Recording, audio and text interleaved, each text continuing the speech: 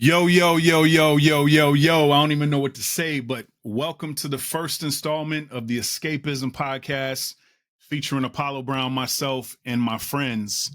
I got a special guest starting this off. One of my guys, good friend of mine, one of the best MCs on this planet, the best writer that you'll ever hear of in your life. I mean, I've done a lot of music with this guy, I've done a lot of traveling with this guy. And yo, he's somebody that I definitely call a friend. Welcome, Skyzoo. Yeah, peace. What's up, my brother? What up, man? What's going on with you? Cool and You been cool and busy happy or to what? be here. Yeah? You been busy or what? Yeah, running around, ripping and running, traveling, hitting the road and hitting the lab and the road again and family and all that. Everything you used to, you know what I'm saying? We Oh two man, G's in the pod, man. But everything's been trying. good though, man. Congratulations on escapism and everything that's coming with it, everything that you got lined up, and being the first one to crack through on this pod is a blessing, man. I appreciate you throwing me the Yo, baton man, first. You know what I it- mean? it's For it's the first crazy run. because I have no idea what I'm doing. The people know that. This is my first time ever doing a podcast. Yeah. I've been on many podcasts. I've been the guest on 1,000 podcasts, but I've never hosted one. This is my first time ever. So, yo, Yeah. bear with me, everybody. I'm learning as I go. But yo, it's gonna be fun. We're gonna have Yeah. some good guests. But right now, it's about this man right now. Skyzoo, the Skyzoo.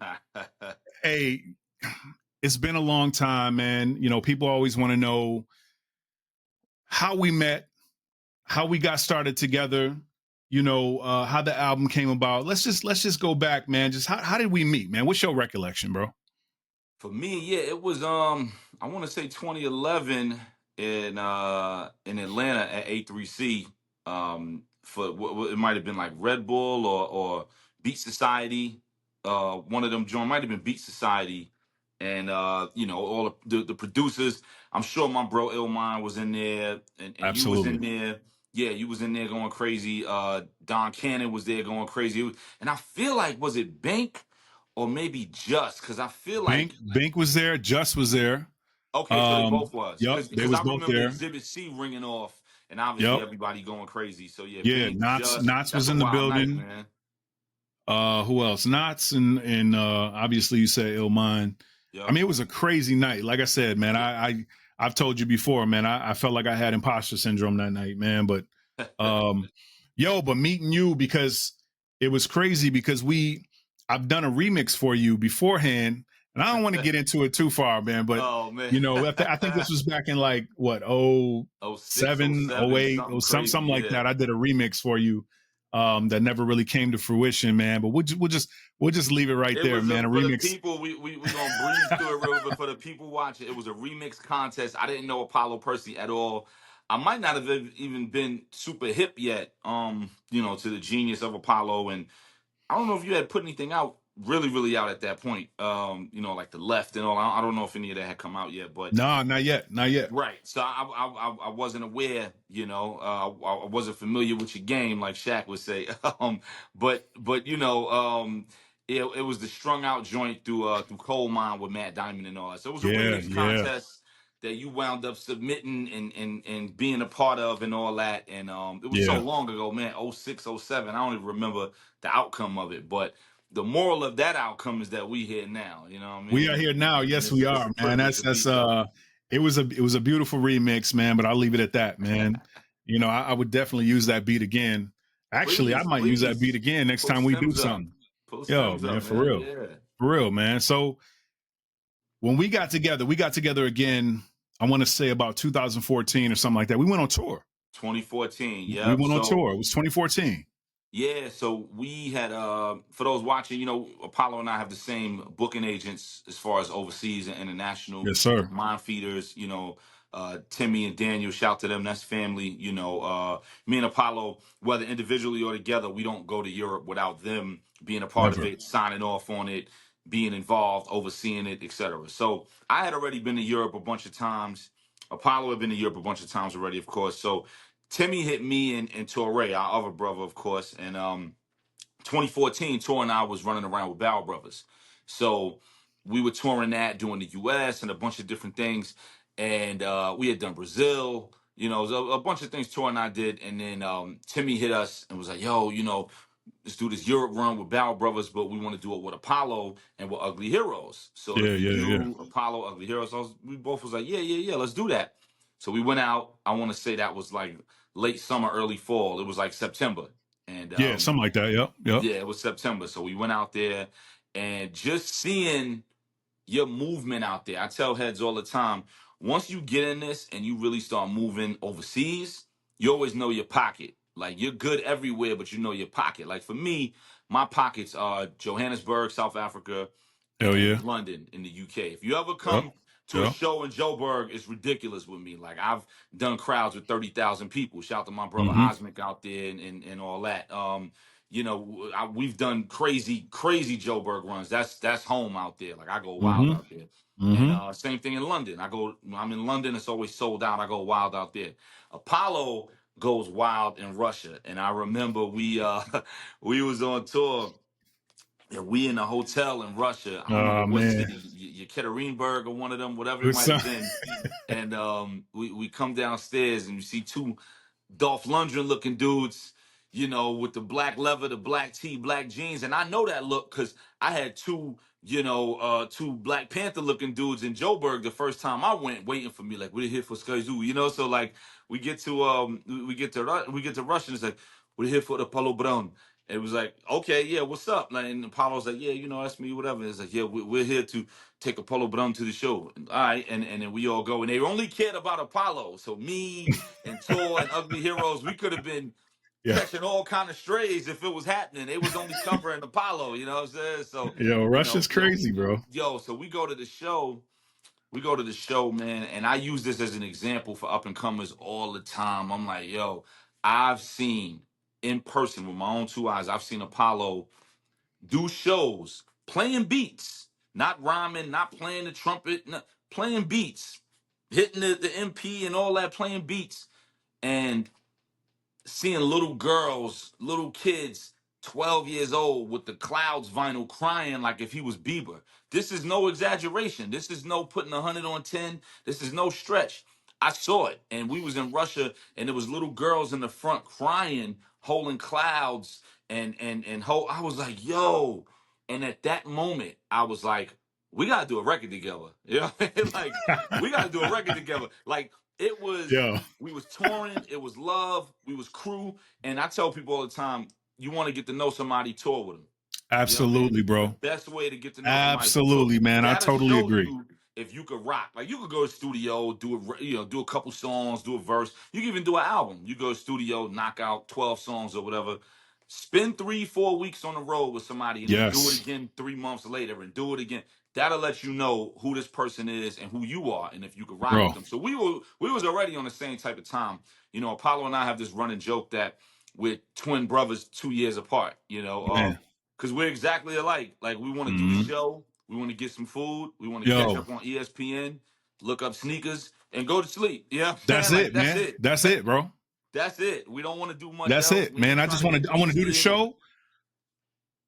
Yeah, man. Yeah, I want to yeah. do this show. I want to get the merch off. Get Yep. this money. Yeah. I want to go get something to eat.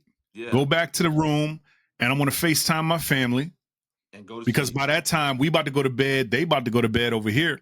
Right. And yo, I want to go shoe shopping. Yep. And I want to hit the Carhartt store, and I'm good, man. I'm like, Right. yo, just and that's it. We're not trying to, I'm straight. we're not looking for the after hours spot. We're not looking for the shake Nah, spot man. overseas. We're not looking for joints. None of Nah, that. I'm too old for that, bro. Do the show, make money on the merch, get something to eat, blah, blah, blah. So I say all that to say, like, we was learning each other really well, even before we knew we would do a record. And, Absolutely, bro. I was like, oh, Apollo is family. Like, we're exactly alike. You know what I mean? Like, we That's get what it is. We see the bigger picture. We know when to press the button. We know when not to. So we're like twins 2 years apart. But once the Russia shit happened, once I saw them little kids crying, holding the vinyl like he was Bieber and Taylor Swift, I said, yo, we gotta do a record. We gotta do a record. Be like, we gotta do an album yo. because I need some of that too. Look, I get man, that over here. I need, we gotta do a I'm gonna record. get this back to you. I'm gonna get this back to you real quick. Okay. When we went down to South Africa Mm-hmm.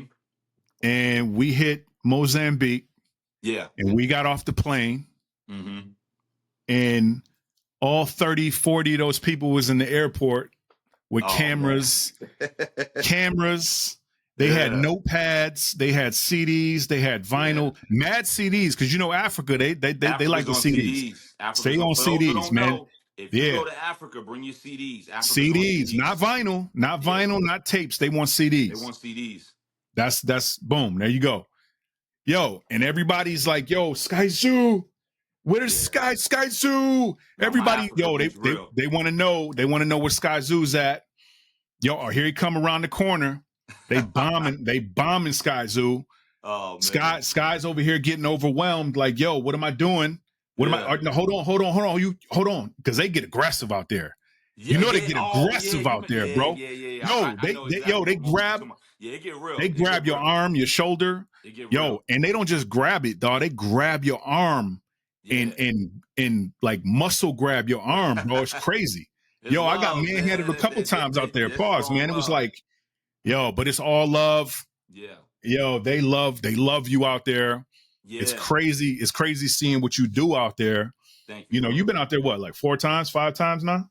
Yeah, 5, 6, something crazy. I've been going out there since 2013. The first time I went out there was early 2013, and almost every year, COVID put a little hit in that for a second, but almost every year, up until then. But it's I tell her, yo, everybody, once you start going overseas, you learn your pockets. You learn, yo, absolutely. I could do a whole Europe run, but I know we get to the UK, it's about London. You know what I mean? Like, same thing. I could do runs overseas. Yo, we get to South Africa, I got us. You know what I mean? And then, with you, Russia, where's some of your other pockets, man? I was definitely Berlin. Berlin. I mean, Berlin. That's home away from home right there. So yeah, you get your pockets. So all y'all watching, you gonna build, and you can't predict it. You can't say, I want Joe Berg to be my pocket. I want Russia. You can't do it. You just gotta work, put the music out, go on tour, and you'll see where the reaction is the craziest at. So anyway, like you said though, too, you learn people, man, when you go on tour with them. Yeah. You learn an artist, you learn a producer, whoever it might be that you go on tour with, DJ, whatever. When you're running around for 3 weeks, 4 weeks, 5 weeks, sometimes 7, 8 weeks, yo, that's when you really learn somebody, and a lot of times you gotta tolerate them. If you're not feeling them, you gotta tolerate them, because the show must go on. What you gonna do? You got, you know what I'm saying? Stage, you gotta get this bread. Show, and y'all got 2-3 more weeks left. You got to get this bread, man. But I think I've been lucky enough to run around with, guys like you, Guilty, Pooh, you know what I'm saying, Fillmore, like people that I genuinely like and genuinely call my brother. These are my friends, my family. Yeah. And go out with y'all is always like a family reunion, man. We get out, boom. Me and the streets out there, man, and we know where to go, where not to go. And, we get together. We know the food spots, man. We know, me and you been out so many times. I mean, come on, man. We ran Easy Truth in the mud, bro. Like, we thought that like 5, 6 times in one calendar year. Like, we went Jesus, wild, man. And it's like, and we still touring. You know what I'm saying? We still touring. Yep. And I ain't got no problem with that, because I told people, I'll tour with Sky for the rest of my career, bro. I ain't got no problem with that. You know what I'm saying? Same here. But when you can find somebody you can do that with, that's, you got lucky, bro. I mean, that's crazy. So, when we so that 14, we got together, we toured, and we got to know each other, man, and hit it off real well. And then we got back together and was like, yo, let's make an album, bro. We need to make this album, man. Yeah. You know what I'm saying? I don't know what you was working on at the time. I know Salvation came out. That was 09. That was 09. Yeah. I think you just got done. Did you just done? No, was it before Peddler Themes? Yeah. So in 2014, we was touring. We toured together. 2015, I dropped music for my friends. That's what it was. Because I was on that joint. Yeah, you did things I should have told my friends on this. That's what it was, and that's what started it. You played that beat on tour at Soundcheck. Word. And I was like, yo, I need that. And you was like, yo, this is just something I was messing around with. It got the 808s. I was like, nah, I need that. That's perfect. Yeah. So that was technically the first record we did together. I should have told my friends. And then we started building on doing the record. That's what started it. Yep. Yeah. And then we started, we was like, yo, man, let's make an album. Let's get together. I told you my whole, I send beats out. Yep. And Yeah. hopefully MC's right to him, Yeah. and then fly you in. We get in the studio together, because as far as I'm concerned, man, that's one of the few things we got left, man, is getting in the studio together Yeah. and vibing, man. I want to get Yeah. in the studio, vibe out. I want you to see my reaction to things. I want you to see my reaction. I want to see your Yeah. reaction, and just vibe out together, man, and just kind of be, organic in the studio. Yeah. Just so happens that you don't write Ahead of unless you're time. in the studio. Yeah, I don't write So, ahead of time, man. It's and I funny. remember when you told me that, man, and we was we were like, yo, all right, everything's all set up, man. Come up here to Detroit, man. We gonna get in the studio, Take and about he was 3 like, days yeah, to man, I'm record gonna get there and I'm gonna 16 write. records. And I mean, I love telling this story, man, because so for those watching, the way Apollo works, like he said, he'll send you a bag of beats. You pick the ones you want. You pick 14, whatever it is, and then you got about 3 months to write. And then 3 months after you've gotten the beats, Apollo will book a flight, hotel. You come out to Detroit for like 3 days, and you just mass record. So you could record 4 joints in a day. Blah blah blah. After day 3, you got 12 joints, whatever it may be, and you're pretty much done. And I remember I told Yeah, Apollo, I was like, "Yeah, book the hotel for like 2 weeks." And he was like, "What you mean?" I was like, "Yo, because I write everything on the spot. Like, I don't write at home. I don't write on the plane. I write everything on the spot." Apollo was like, "Yo, nah, like, yo, you gonna be out here for like 2 months. The hotel bill is gonna go crazy. We're gonna eat the budget." I said, "Bro, I promise you, book this trip for 2 weeks. We will get this album done A to Z." And he was like, "Nah, man, I don't know. That's kind of crazy. How you gonna write all that music on the spot? Nah, like, yo, you gonna be here for 2, 3 months, man. It's gonna be crazy." I said, "Bro, I promise you, I ain't gonna let you down." Yo, we did the Easy Truth in 9 days, top to bottom. We did the yeah, Easy man, Truth, 15 records in 9 days. I yeah, was doing 2, 3 a days. Yo, the trip was booked for 2 weeks. We had nothing to do. We went to the Motown Museum. yeah, We man. went to, where else? We did the photo shoot. We Took was you out to there. a We had couple nothing to do. shows. Yeah, we did. Yeah. Yeah, man. We went on a food tour, you know what I mean? Like, yo, we had nothing to do. It was like, yo, your flight ain't for like another 4 days. The album is done. All right, let me show you Detroit. You know what I mean? So, Yeah, my engineer and was like, "Yo, what's good, man? You still got a couple more blocks, man." I'm like, right, he was like, "Yo, you gonna do those?" I was like, "Yo, we don't need them, bro." Like, right. The and album I is felt done. I felt bad because that was his bread, man. And I'm like, I was like, "Yo, but we don't need them, man. We just be Yeah. sitting there twiddling our thumbs, bro. We don't Roll that we over, don't baby. Roll over we minutes. done, You know what man. I You know what I'm mean? saying? I got all my bounces, I got all my files, I'm good. You know what I'm Yeah. saying? And now it's just like, yo, Sky gonna go to the crib, and now it's my turn, man, and I'll take it from here.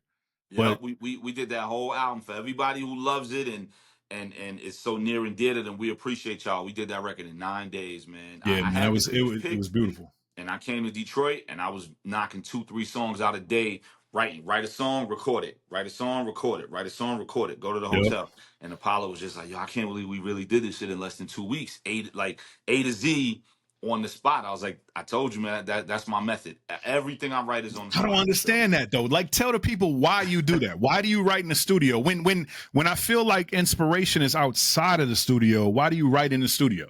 So for me, when I'm writing, the excitement that I have when I write, and first off, everybody's method is the right method, right? I don't think there's True, no right or true, wrong. true. So just for everybody watching, don't feel like you got to try to be me or I got to try to be you or whatever. Like everybody rep method is the right method, whatever works for you. So for me, if I'm writing a joint and I get excited and I'm killing, I'm like, oh yeah, nah, this shit crazy. But I'm writing it, on the plane or something, and I'm not gonna be home for 3 days, or the session ain't for 3, 4 days. Now I got to take that excitement and whatever I had, whatever the record is about, that energy that I'm putting into the performance of the record, right? I gotta bottle that up and hope it stays fresh in a bottle for 3, 4 days until I get to the studio, open it, pour it out, hope the soda still fizzle the same way, and perform that record and give you that same excitement again as if I just wrote it. So for me, I've been writing on the spot since 2010.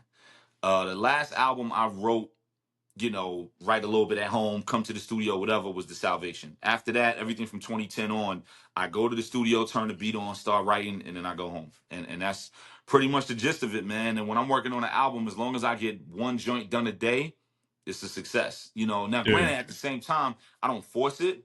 we all got dry spots. We all got writer's block moments. If anybody tell you they don't get writer's block, they lying. I don't care who it is. Same thing with producers. If they don't get producer Oh block, man, beat I've went block, they 6 months lying. without making a beat, bro. You know what I'm saying? Like Yeah, absolutely. it's a being a creative.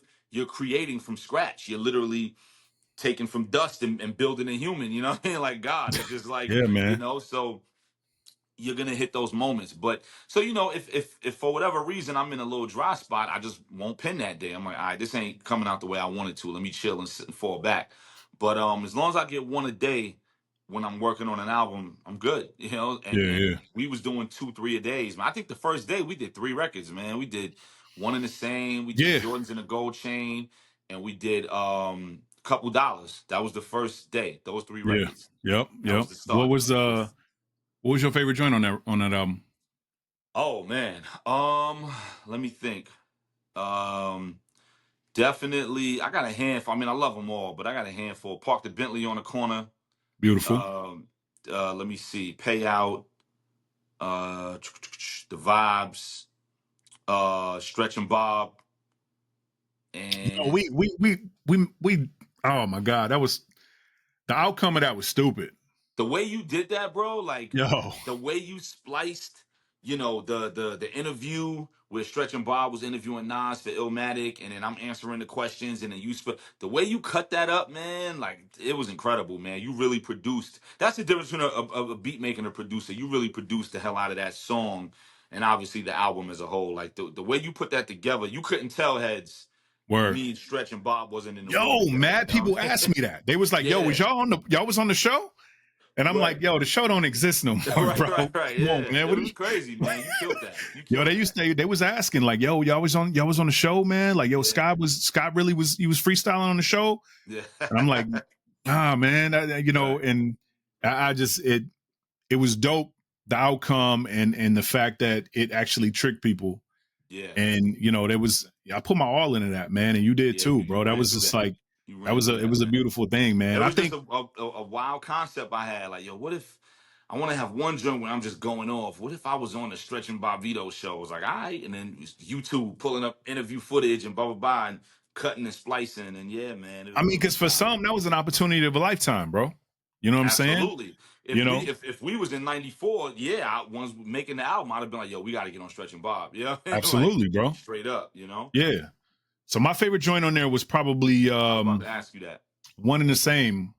Yep. Mainly because that was the first beat I made for the album. I didn't know And that. yeah, man, that was the first beat I made. So when I made that joint, I had the opener in mind. The Salvation. Yeah. So that was the joint that I used to go crazy with that joint. The opener, I used to play that over and over and over and over. Yeah. And I loved how it opened an album with that feel. And so I wanted to open our album with that same type of feel, obviously different. Yeah. But I wanted to open the album with a feeling that you can't deny. Yeah. And One in the Same was the first joint I made for the album. I didn't know that. That's dope. And the fact that your idea to put Patty Crash on it, yeah, bro, yeah, she killed that, bro. She killed that. Yeah, she killed that. Like that was, to this day, people ask me about that, man, and I'm just like, yo, that was Sky's idea, man. I didn't even, it didn't even cross my mind, man. And I was like, yo, that's Sky's idea, and to put her on it and what she did on it, yeah, she black. It's just like you can't even. Her voice coupled with just her content and airy, the delivery, yeah, bro. And she, because I loved everything she was doing with the Roots, man. Like she was so out of control with them, and I was like, man, I need one of those, and just that airy, breathy feel, and it's like a swag meets painful meets melancholy meets.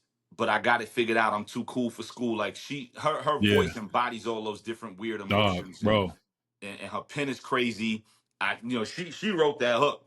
Everybody knows I usually write the hooks, even if somebody else spits it or sings it. I usually write it, but she wrote that hook that she sang or whatever. And she was like, tell me what you got in mind conceptually. And we just was on the phone. I told her a little bit about the record, and then when I sent it, it came back in a couple days, and It's like I'm standing still. I was like, oh gosh, like Yeah, bro. she It's like, walked all through yo, that. when you sent me that, man, and I plugged it in and I was just like, damn, man, Yeah, this fits perfect, man. Like, yo, we got what we this came that for. feel. We got what we came for.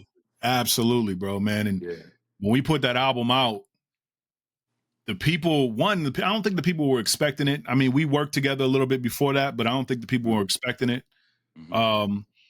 And I think we led with the lead. The lead was a couple dollars, right? So, Yeah, yep. When we led with that, man, and featuring Joel, Mm-hmm. it Yeah, was over, bro. yeah, I yeah, mean, we was out of here, bro. That yeah. was like, Oh yeah.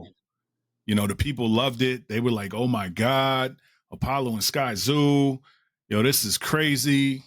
I think we, not your highest, but I think we got to, I want to say 3 on Billboard. Yeah, We got to absolutely. like 3 on something like that, man. Absolutely. And I Top know three, baby. Top just three. recently you got to number 1, which Yeah. is a beautiful thing. Yeah. Thank But you, yeah, I brother. think we got to number 3 with that, which anything top 10 to me is Absolutely. In you this know what I'm saying? climate where we're quote unquote underground artists, independent artists, whatever, Billboard doesn't have, for those watching, Billboard doesn't have a separate lane for, Mm-hmm. okay, number 1 in the underground. No. Whether you play in the park or not, you competing with LeBron. You competing with Absolutely. KD. You know what I mean? So like, whether you outside in the park at the Ruck or whatever, we're comparing you to Drake as far as sales. We're Yeah. comparing you to Kodak Black, 21 Savage, Meg Thee Yep. Stallion. We're comparing you to that. Like your stats got to line up to that. We're just talking sales, obviously. So Yeah. to come out and be a quote unquote underground independent artist, whatever, with no real radio, no real video, no real TV, whatever, and be top 3, top 5, top 10, number 1, whatever it is. It's a gigantic accomplishment, Bro. gigantic accomplishment because fans had to pick between you and Kendrick that week, you and Cole, you and Drake, you and whatever, and it's a gigantic accomplishment. You might drop when Nas dropped. You know what I mean? You Yeah. might drop Yeah, when bro. Nas and Hit Boy drop. Then what? Yeah, man. So it's real. Yeah, that was we took off with that record, man, and to this day, people are like, "Yo, when are you and Sky gonna do another album? When are you and Sky gonna do another album? Yeah. When y'all gonna do another Easy Truth? Yeah. When's another Easy Truth, man? You know what I'm saying? So, and I tell them, me and Sky been talking, and I'm like, yo, me and Sky always talk about it, man. We talk about it. Yeah. Obviously, both of us are busy with our respective careers. Mm-hmm. But we talk about it, and I think when we decide to, we'll drop whatever we're doing to make it happen. 100%. You know what I'm saying? Again, this goes back to being family. Yeah. And when we feel like the time is right, it's gonna happen, man. You know what I'm saying? Yeah. And how did we come up with the title, The Easy Truth? Man, I was on the train. I was on the train in Brooklyn, and this lady, it was this white lady talking to her son, and he had to be like 10 years old, and he was acting up. And she was kind of getting on his case or whatever. And she was trying to reprimand him, and she said something to him, and she said the easy truth. And I forgot everything she said. Back then I remembered it, but you talking like 8 years ago, so I don't remember all of it. But she said something with the easy truth. She was really getting on him, really busting his ass with, because he was acting up. And, she was like, you got to stop. You don't understand what life is and blah, blah, blah. And she looked like a corporate chick, like a Sex in the City, Samantha chick, power suit on and all that. So and she was getting on him. And she was like, you think it's the easy truth or something like that. And I was like, wow. And that's literally how it came, bro. Like, I was like, oh, snap. And she was getting on him. And she didn't even see me sitting across from him on the C train listening to all this. And she was just on da da da da da. She was like, the easy truth. You don't understand the easy truth. And I was like, oh snap, there it is. Yeah. You know what I mean? Inspiration come from anywhere. I was like, there it is. That's it. The Yeah. easy truth. You know what I mean? No, as soon as you hit me with that, I was like, yep. Yeah. I was like, yep, that just sounds right, man. I'm like, yo, I don't know what it means, but it sounds right. You know what I'm saying? Yeah. It sounded like well, because the truth don't come easy, man. It never don't comes yeah. easy. Yeah. And then, the part people don't want to hear. That's the intro, man. You know what I'm saying? Life is hard. That just the truth is never easy. Right. when it comes to the person giving the truth, it's a lot of times it can be bad. A lot of times it can be something that the person doesn't want to hear, Right. but you got to say it, man. You got to give them the truth, man. A It's lot not of easy. time it could be a mirror giving you accountability, all that. Absolutely. Accountability for real. Yeah, and she was getting on him like in that regard, you know what I mean? The more I think about it. But it's funny, I'm looking at their faces right now in my head. Now that kid's like 18, which is crazy. But it was like 10, 11 years old, and like she was spanking him verbally. She was like on his ass. And yeah, she was like, you gotta understand the easy truth. And I was like, oh, word up. You know what I mean? And so thank you to the lady in the little bag absolutely, chair. man. Thank you, lady, on the train. Right. For real, man. Yep. Hey, so That's how it came what together. as far as the reception for the album, Mhm. what did you feel? So give me what the reception you got for the album here in the States and the reception you got for the album overseas. Oh man, was there a difference? No, I just think the volume was louder overseas than here, but the volume was still loud. It's like the volume being on a 8 to a 10, as far as how loud the conversation was for it. I remember we did the show in Brooklyn. Everybody came out and it was super dope, and we killed that. We did a crazy press run. We was at Sirius every other day. I remember you came to the Star. You stayed in the Star for about a week or two. Yeah. And we was running around together and all that. And we did a crazy press run. We did the listening session, where we played the album in the studio for Heads, and you came up for that and all this, and it was dope, man.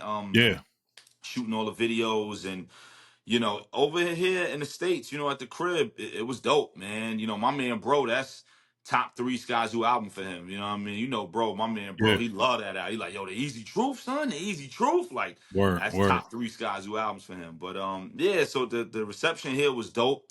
We did some dope shows here. We toured here, but I knew what the bag was for this album, and it was Europe. Absolutely. Because I knew in 2014 when I was like, light switch, we got to make an album. You know what I mean? Like, I knew it was going to be Europe was going to eat this up because they already love you the golden child.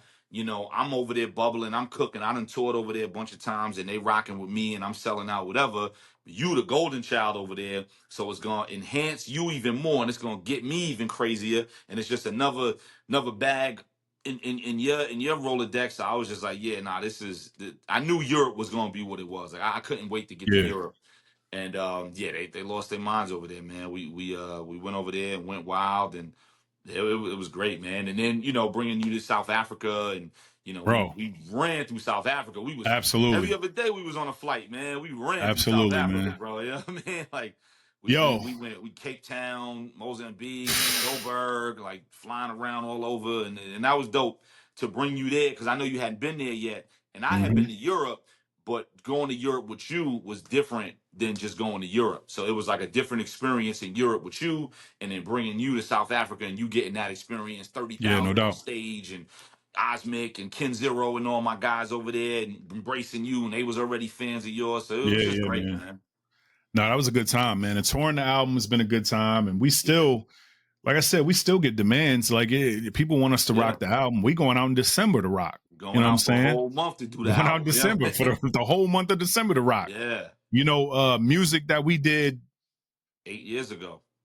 Dog, man. That's crazy, man. And it was beautiful. It's timeless.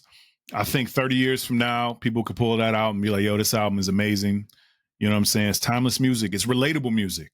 And I think that's what we need.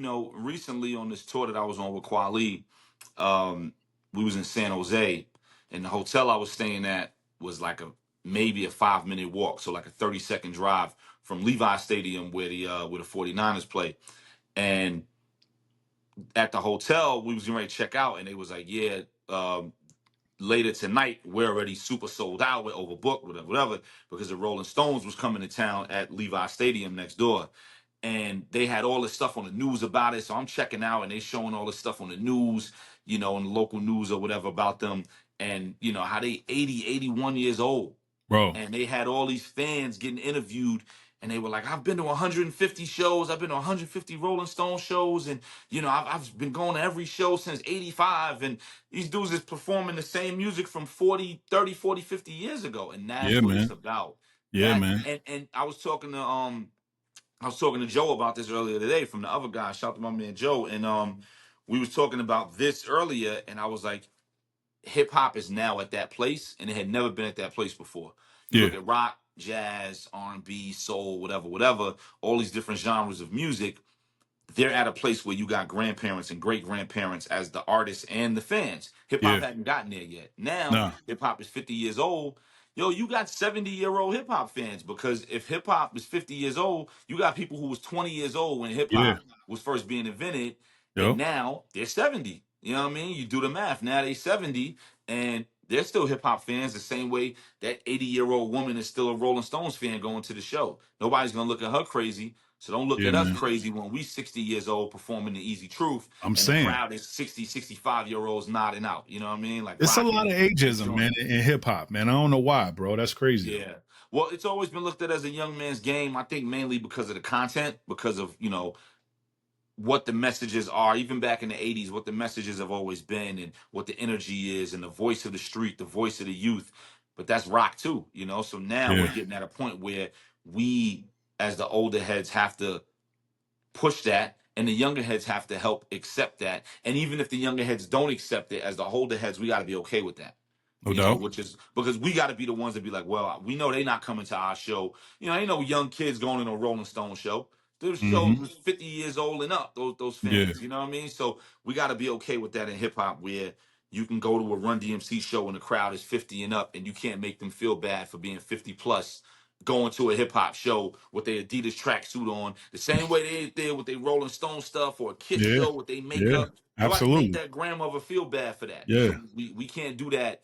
We see a 60-year-old with his Run DMC uniform on. Like, we gotta salute that, and that's how this thing is gonna be able to thrive and continue to grow and be Yeah, respected. man. Yo, speaking of fans, bro, we always talk about how we came in at a time where the true fan was still alive and thriving. Yeah, You know what I'm saying? We have yeah, true fans. We have true day one fans. absolutely. I don't know if a lot of cats coming in the game right now are able to really grasp what that is, man, and really even find that collection or that community of fans that'll support them no matter what they do. I Yeah, feel like a lot of people now are fair weather, but 100%. our fans are not fair weather, dog. We have the last of the non-fair weather fans. Like, we have fans that, amazing, by the way, that will pretty much support anything that you do without even hearing a single. If your name's on it, Yep. whether it's a song, whether it's a movie, whether it's a video game, it doesn't matter what it is. If your name's on it, they will support it, they will buy it, and they will let you know they supported it and buy it and bought it. 100%. You know what I'm saying? And then we have that, and I feel blessed to have that day one support, man. That's just amazing, bro. I don't think a lot of these cats I don't think they get that. I don't think they can. It's all a fad now. We looked at it like it was very fad heavy for mainstream artists. Now it's getting fad heavy in the quote unquote niche underground scene as well. You got a lot of these new guys coming out, a lot of these new kids and all that. And it's very niche and emo and, acquired taste and all these other words that people want to use, and da da da da da. And okay, some of it is valid, and some of it is just junk. But a lot of it is popping today. It's not popping today. You know what I mean? It don't even last 24 hours. Yeah, Whereas, like man. you That's said, what we were able to get in at a time, and I tell people all the time, I'm a product of the blog era. For me personally, absolutely, if it wasn't bro. for the blogs, I'd have to get up tomorrow and go to work. Mm-hmm. Like the blogs did it. The blog Absolutely. era, Nah Right, Two Dope Boys, On Smash. Yo, and shout out to Blogger House, bro. Yeah, Blogger House. I would never.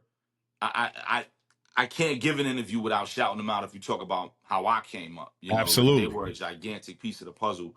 And, it was an era where people believed you had to go, download a record, a Z-Share, media upload, mega upload, whatever, drag it to your iPod from your computer, like drag it in there and drop it, and then walk around all day with your spinning wheel iPod or whatever it was. And that took dedication and work. It wasn't as simple as clicking a link somebody got you, and whether you like it or not, you keep rolling. Like, it took you being invested in that artist, just like going to the store and getting a CD or a tape. So for us, I tell artists, yo, it's about equity and like having that space in people's minds where you can hit them with the Beyonce, right? Like if you drop tomorrow, if tomorrow you send out a tweet or a post that says, yo, Apollo Brown new album dropping today, yo, they're gonna ring off and go get that. Yo, Apollo Absolutely. dropped. Oh, snap. They don't gotta hear a single. They don't need a rollout. It doesn't mean a rollout or a single ain't important. It doesn't mean it's not dope to have and it doesn't play its part because it does. But you don't need that to succeed Yeah. because you've already succeeded in the sense of people trust and believe in you. And it's the same thing with me. And I tell heads, look at it like a restaurant. And if you're known for making the best soul food in the world, and people come to you and they tell you, yo, this is where you got to go for soul food. This is it. They trust and believe in you, and you never let them down. If one day they come to your restaurant and you selling tacos, now they don't believe in you no more. They can't trust you. Now they're Yep. like, wait a minute. I done told heads when you come to town, yo, when you come to Detroit, you got to go to Apollo spot. When you come to Brooklyn, you got to go to Skyzoo spot, whatever. And then they took heads there, and heads was selling tacos, and they've been bigging it up as the best soul food in the area. They're like, yo, I could have went around the corner and had tacos if I wanted that. I Yeah. wanted that tomorrow. What I wanted today was soul food, and y'all let me down. So now I'm weary. Now I don't know if I can come back in this store and get what I need. As long as you don't do that, you'll have a career for as long as you want, man. Straight up and I down. mean, that's because aside from talent, what you and I both have is consistency Yeah. and reliability. Yeah. Those are two things that Absolutely. I think are extremely important in just making music, period. Yeah. You know, and if you Absolutely. have that, you can keep and retain a fan base for the rest of your career Yeah. because they know what to expect. They know what Absolutely. they're going to get. Like I said before, they don't have to listen to anything. They don't need a single. They don't No. need anything. If your name is on it, because you've been so consistent and so reliable, Yep. They trust and they believe. they That's trust it. you and they're going to support it, man. And Yeah. yo, big ups to the fans.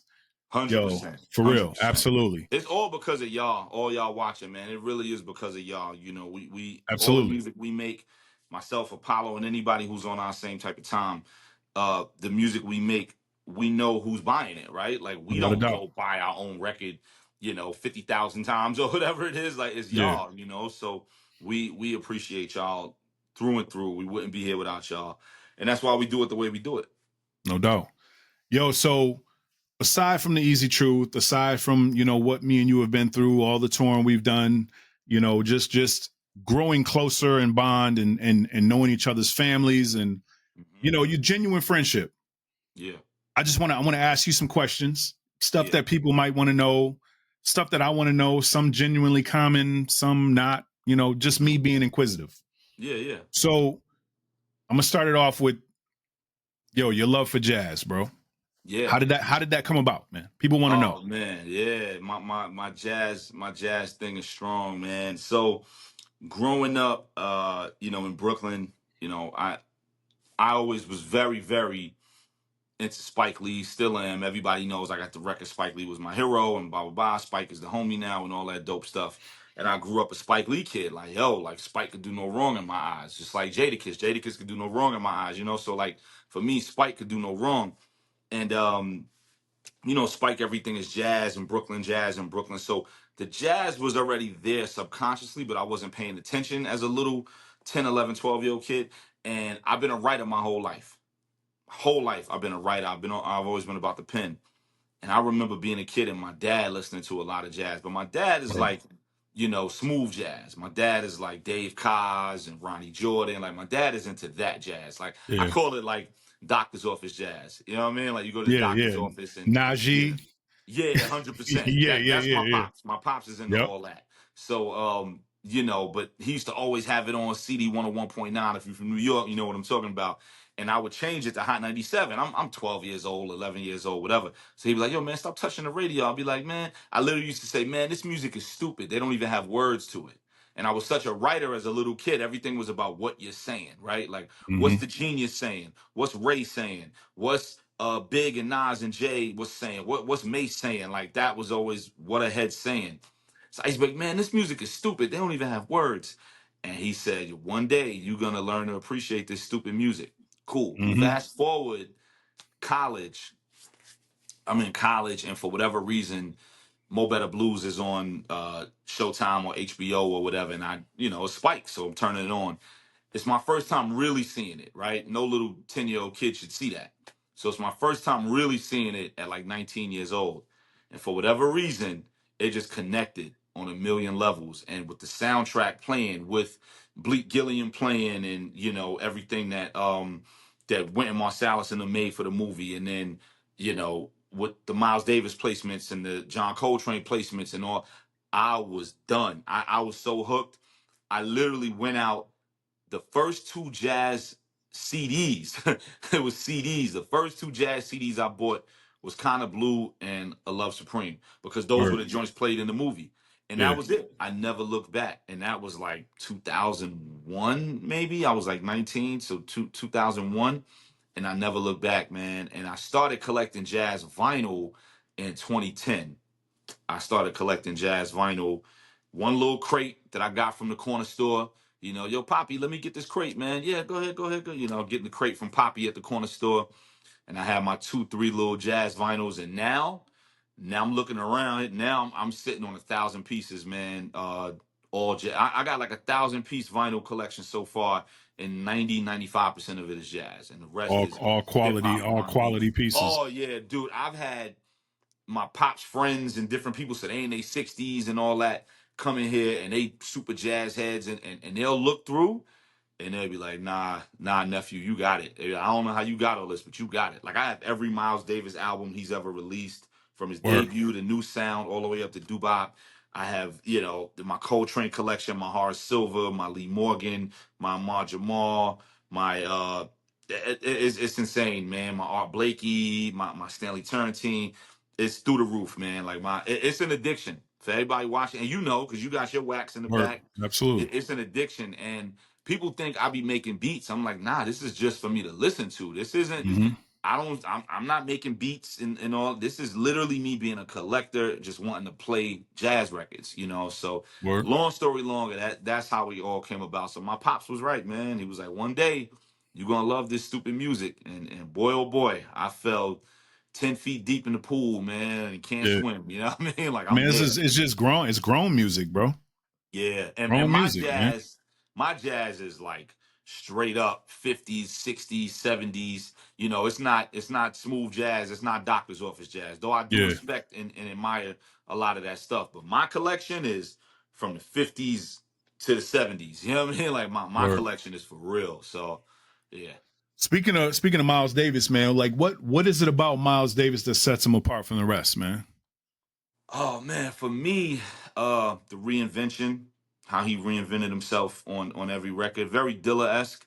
You know, uh, every record, every album, every generation, decade, or whatever, he would reinvent his sound and who he was, the cool, and the way he rocked out harmony mute, and made it his own. Yeah. Anybody who uses a harmony mute now, you just think of it as the Miles Davis sound. They really should rename the instrument. You know what I mean? Yeah. Like, Yeah. Yeah. it's a Miles Yeah. mute now. So his music, man, just resonates so much, and just amazing, man. To me, like, he just the king of the trumpet. Of course, Clifford Brown, Lee. I love Lee Morgan. Lee Morgan is probably second for me. But yeah, Miles, for me, the king of the trumpet. And yeah, I named my son Miles, so Absolutely. yeah, 100%. That's dope, bro. Yeah, So everybody knows that you ghostwrite a little bit. yeah, I'm not gonna ask you for who or none of that. yeah. But have you ever written anything for anybody else that you wish you would have kept for yourself?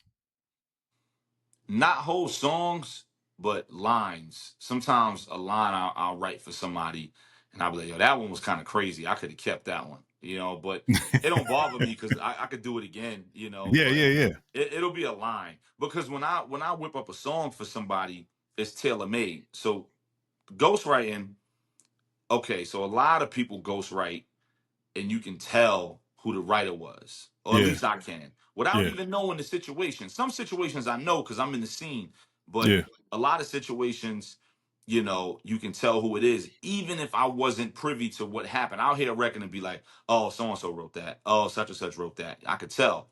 But for me, I try to make it where it is very, very hard to tell, because that's the job. That's literally being a ghost. That's literally having a yeah. mask on.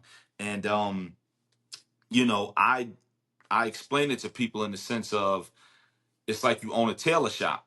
And if somebody come in there and say, yo, man, I want a yellow suit with purple stripes and brown polka dots, you could be like, I would never wear that shit. But if that's what you want, I got you. You know what I mean? Like, Yeah, it's work yeah, for bro. hire. It's a service. It's like, I would never in my life wear that shit. But if that's what you want, I will Yeah, make you the best yellow suit, purple stripe, brown polka dot suit ever. You know what I mean? So, yeah, yeah, yeah, um, I'll sometimes I gotta write records for people, and it's never something that's against my morals. Like it's never like, yo, I want you to write about.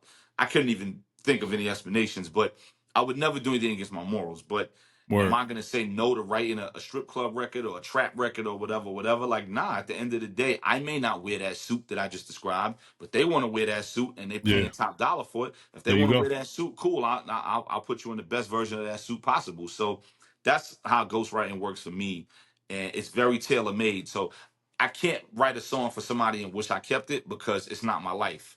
Yeah, If I write a record, let's say I wrote a record for you, I can't go and spit that as me because it's going to talk about things that only relate to you. It's going to talk about Detroit. yeah, It's going to talk about your specific family. It's going to talk about you being a producer. It's going to talk about how you grew up, how I look spitting that. You know what I mean? So, but sometimes there'll be a line or something. I'll be like, ooh, that was a doozy. I gave them a doozy on that. yeah, You yeah, know what I yeah. mean? But sometimes there'll be a line or two. I'm like, ooh, I could have kept that one. But it's cool. I'll one up it on the next one.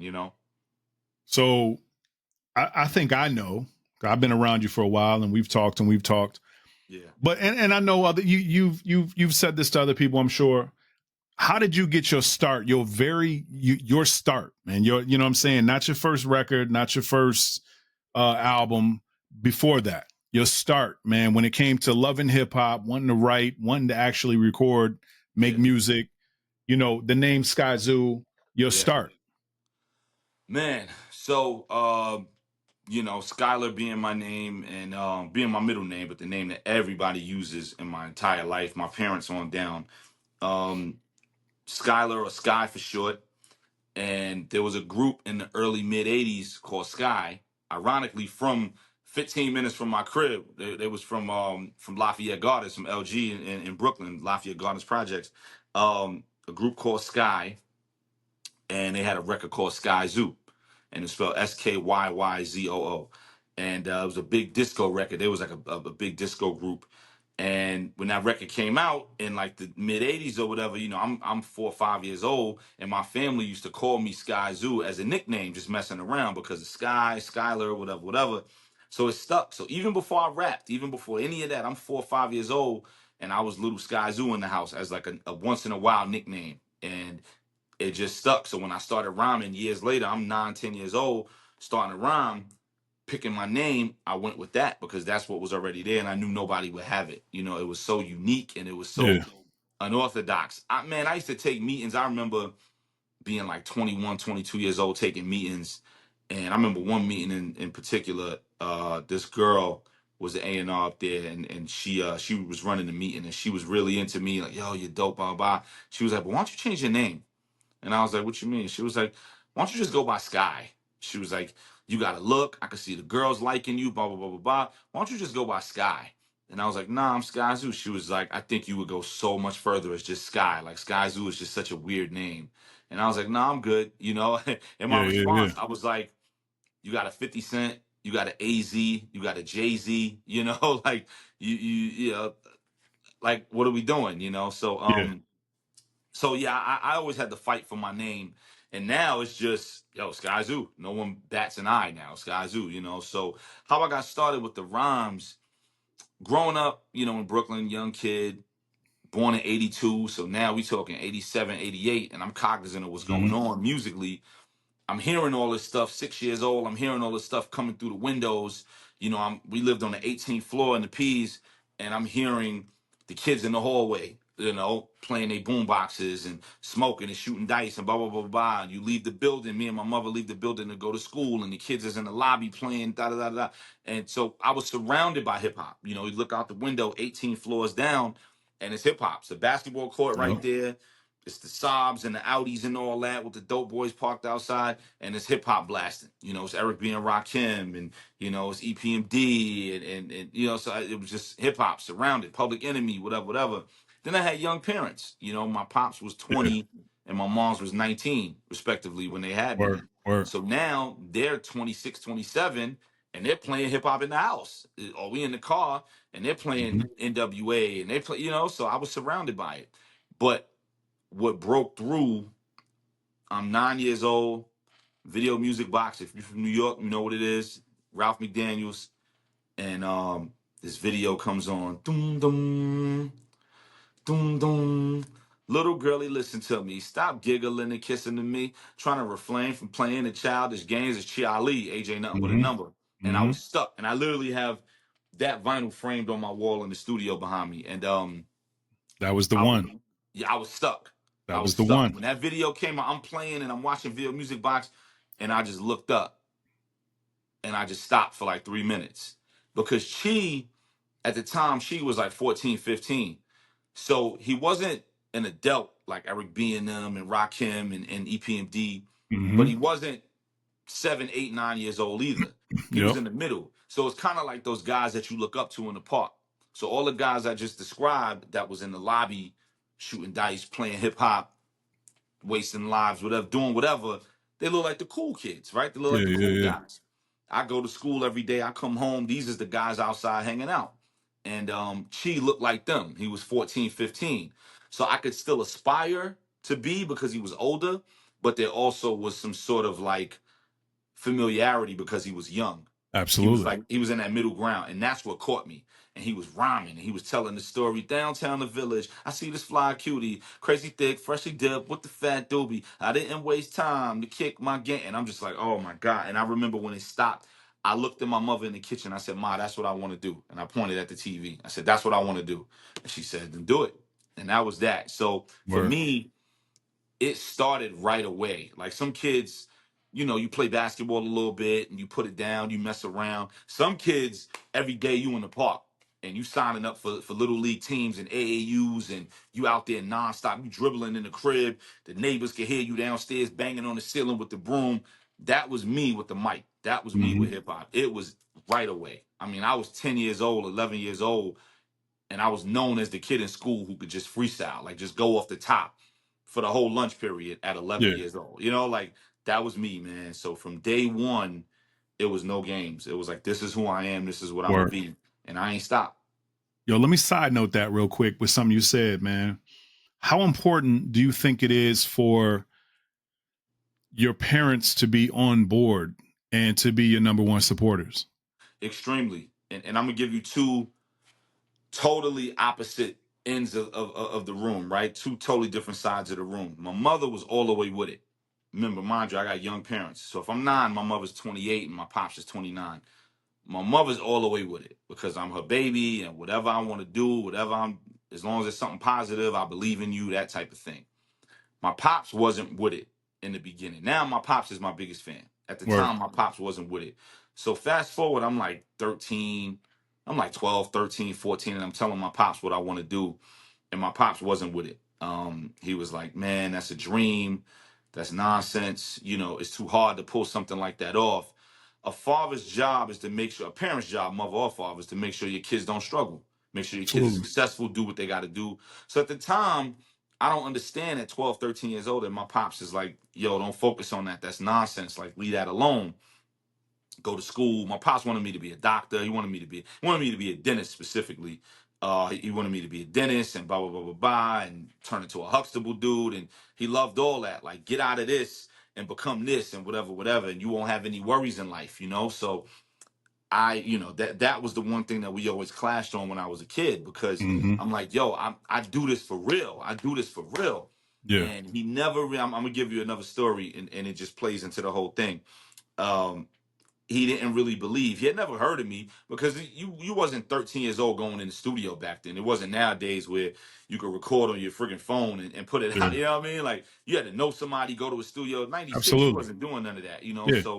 Um, so I remember in 98, and I know this is good that we got time because we could really tell stories. I remember in 98, me, my bro, my best friend Adrian, my man Pesos, rest in peace. We was about 15 years old, 16, and we go to the store. Just go to the corner store, And no, it might have been 98, 99. So I don't remember.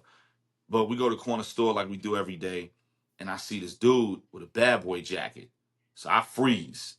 I'm like, oh my God. Obviously, this is before everything that's going on now. I freeze and I'm like, yo. No, because people are, people Yeah, will be yeah, like, yeah, yeah, yo, yeah, like I grew up in a bad boy neighborhood. yeah, I'm from yeah. Of St. course, James. Like of course, Biggie grew up the block from me. You know what I mean? Like you see my shirt. Like Biggie grew of up course. I grew up a block away from Big. My world was bad boy world, like without a doubt. Absolutely. So I gotta just put that out there as a preface because it is what it is. So I see this dude with a bad boy jacket and I'm frozen, and I'm just like, yo, go time, go time. You know what I mean? So I see money paying for his Philly or whatever, and I'm like, yo, you work for Bad Boy? He like, yeah, shorty. I'm like, yo, I rap, I'm nice, you know what I mean? Like off the cuff, just Mm-hmm. go, you know what I mean? So, and then my man, yeah, blah, blah, blah, blah. So he like, word, you know what? Yo, let me hear something. So we go to the car, and I never forget, he threw on the murder grand beat, boom, boom, boom, boom, boom. Boom, Mm-hmm. boom. He threw the Mm-hmm. instrumental on in his car. He was like, all right, what's up? Let me hear something. And I went silly. I'm dumping. I'm going crazy.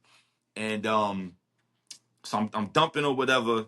Yo, shorty, you nice, shorty, blah, blah, blah, blah. Yo, give me your number, man. Boom, boom. So like a day or two later, I'm at the park playing ball. I come home and my pops was like, yeah, you got a message from somebody from Bad Boy. I was like, what? He's like, yo, what the hell is that? Like, he's like upset. He's like, what the hell is that? Like, somebody from Bad Boy Records called here looking for you. I was like, I told you I'm nice. Like, I told you, like, you didn't believe me. Like, I told you I really do this. And that was the moment that my pops knew, okay, he's not playing with this. And he ain't doing nothing negative. He not wilding out, running around in the street. I never get a call saying, yo, I'm at the precinct locked up. He's doing something positive. Yeah. It ain't my vision for him, but he's not going to stop.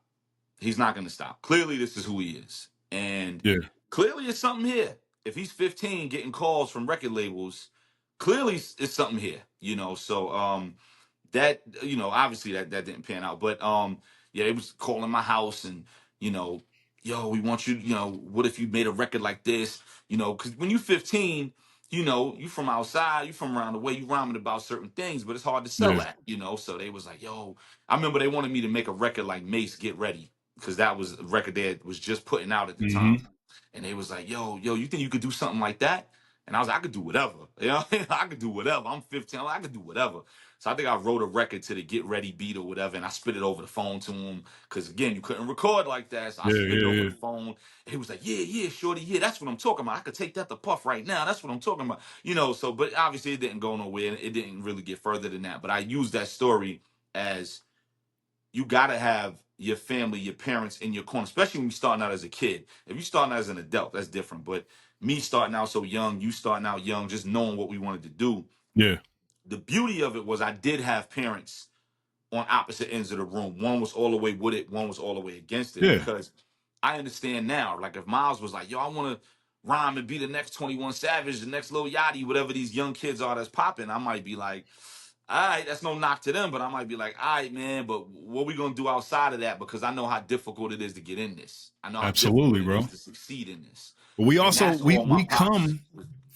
we come from a era where our parents wanted us to be doctors, lawyers, CEOs, principals, whatever it was. Absolutely. And whenever you told them that, yo, I'm an artist, I'm a painter, I'm a sculptor, I make and this music, is a pipe dream. This is whatever. a 1 in It's a a million dream. success rate. Absolutely. And it's like, yo, you'll never make money at that. Yep. You'll never make a living. You'll be broke. You'll be living on the streets if you do that. Whatever. You can't make music off of the arts. Right. And I try to tell my son that all the time. He's a visual artist. He wants to be a car designer. And nice.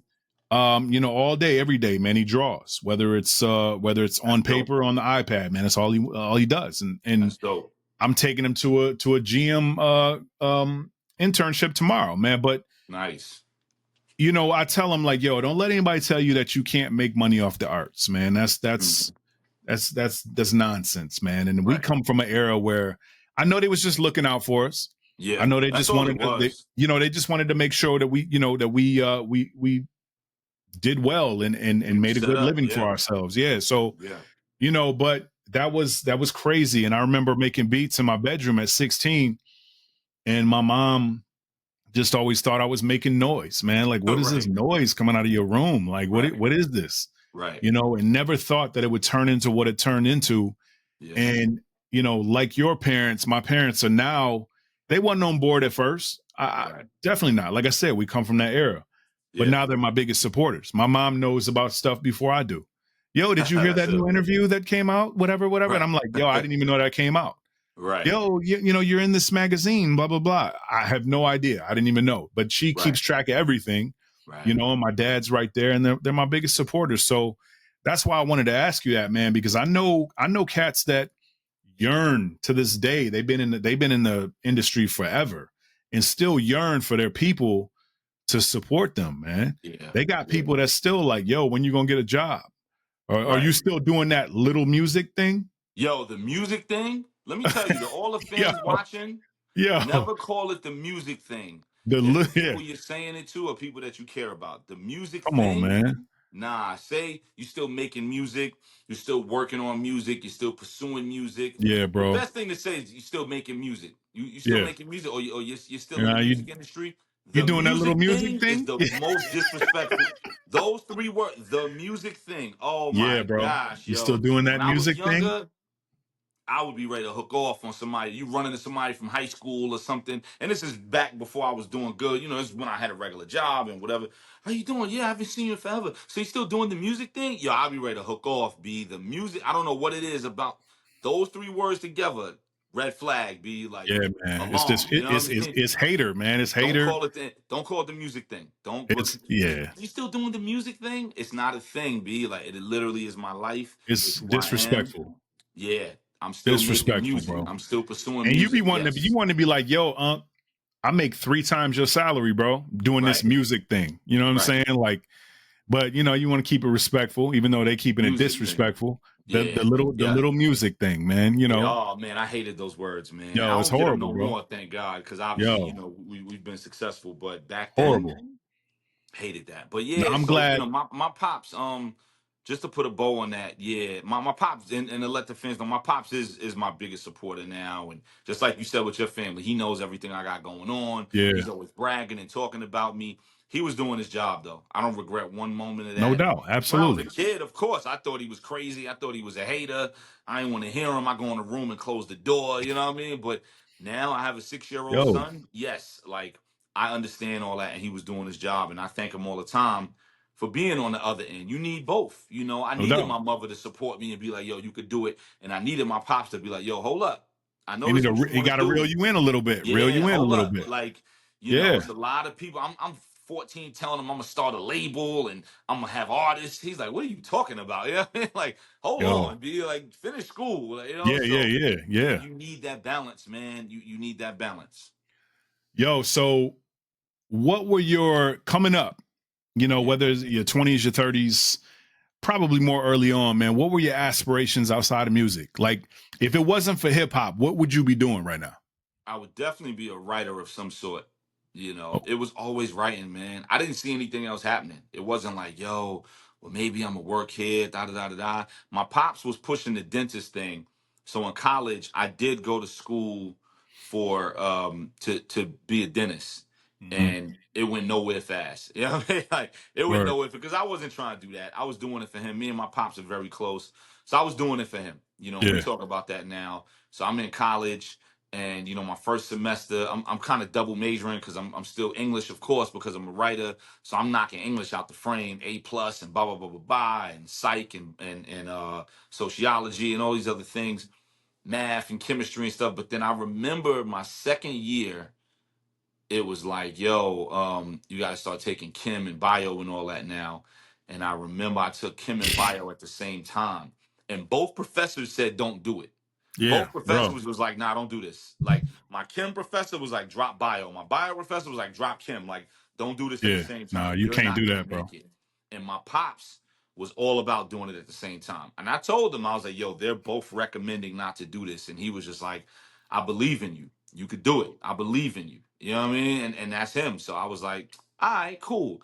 Man, after a week, I never showed up again. Like it was ridiculous. Like, yo, it was so overwhelming. I think after like 2 weeks, I was like, I'm not going back there. You nuts? Like, I'll go to these other classes. I'm not going to Kim and Bio. I'm chill. Like, this is Yeah, crazy. Like, man. it was insane, man. But so I was supposed to, the path was there to be a dentist, but I knew there was no way I was riding down that road. It just wasn't me. Like, I don't even look like that. It wasn't in my cards, man. So, and I So I know don't they even live, look like that, man. yeah, like I that, don't even and look I like know a they live dentist, man. excellent lives, and they making $250,000 a year and all that wonderful stuff, and that's amazing. But like, that's just not what God put me here for. Yeah, There's yeah, another yeah. person out there God put to be there, and I can't be in that person's shoes, taking up their spot in their space. But yeah. So, but what I was gonna be outside of this, it was always the pen, man. I mean, I played ball growing up, but everybody played ball. Everybody play ball. I was I was varsity, basketball in high school, but I wasn't being the newspaper and all that. Like my man's Word. was that, you know what I mean? My man Foof, my man Fetty, they was in the newspaper, and I was on the team. I was varsity, but they was the cookers, you know what I mean? But Mm-hmm. I was nice in the park. I served heads up in the park, but I knew that wasn't what it was gonna be. It was music, man. I was Yeah. rhyming at 9, so by the time I'm 14. Yeah, I'm the nicest dude in any school I go to, any neighborhood I'm in. I was always the best rapper. You know what I mean? High school, college, junior Yeah. high. Yo, I'm the nicest. Who won it? You know what I mean? So I was known as, Hey. Sky's the one. Like, he's gonna be out of here any day now. Even Mm-hmm. at 15, it was like any moment now he's gonna come to school and say he got a record deal. Like that was always the aura and the mystique around me from other people. It Yeah. was, yo, he's gonna come to school tomorrow saying I ain't coming back because I got a record deal. That was it. It was that. It was always the music, man. Word. Word. All right. So what were your non-music related influences? Non-music. No That, influences by, with the pen, no well, I mean, it could be with the pen, but just non-music. but wound up influencing the music, even though they weren't musical. It Like, does it just influences on your life. Period. okay, my pops for sure, Spike Lee for sure. Let me see. Being a huge sports guy, of course. I grew up in a Black Panther household where my pops wasn't a Panther, but he lived by Panther morals, and Mm-hmm. he taught me those. So I grew up in a Panther household. A ton of reading. Books was everything in my house. Black artwork was everything. My family's very pro-black, and really my pops was driving that car. And still does, and now it's funny now when I go hard on some of that, he'd be like, yo, I'm like, yo, you made me like this. You know what I mean? So Yeah, he'll be yeah, like, yeah. yo, man, you going hard with all that. And I'm like, you made me like you was just like this 20 years ago. He's like, yeah, Mm-hmm. I kind of poured too much sauce in the pot. You know what I mean? But very much that. My crib was it's funny, I talk about it in the music. I've talked about it on Easy Truth and different records. My crib was like you could go outside, and outside was Ready to Die, like the big album, right? Like I tell people, Ready to Die was about my neighborhood. Mm-hmm. If you lived up the block, St. James, that whole album is about the neighborhood. So that was Yeah. my neighborhood in the time. So that's why it's one of my favorite albums, and it's so near and dear to me because it's about my hood. So outside was that. Outside was everyday struggle. Give me the loot. Friend of mine. Warning. Like that was outside. But when you came in the house, it was Najee. It was Ronnie Jordan. You know what I Yeah, mean? yeah, Like yeah, yeah. we had black art Yeah. on the walls, and like it was like if you took you took the first floor of the Huxtable house and put it in the middle of the hood. Like that was my house. So Mm-hmm. when I'm in the crib, it's Leroy Campbell paintings on the wall, and we sit together at the dinner table and eat dinner It's every night with the peaceful. It's TV off. peaceful. Exactly. You know?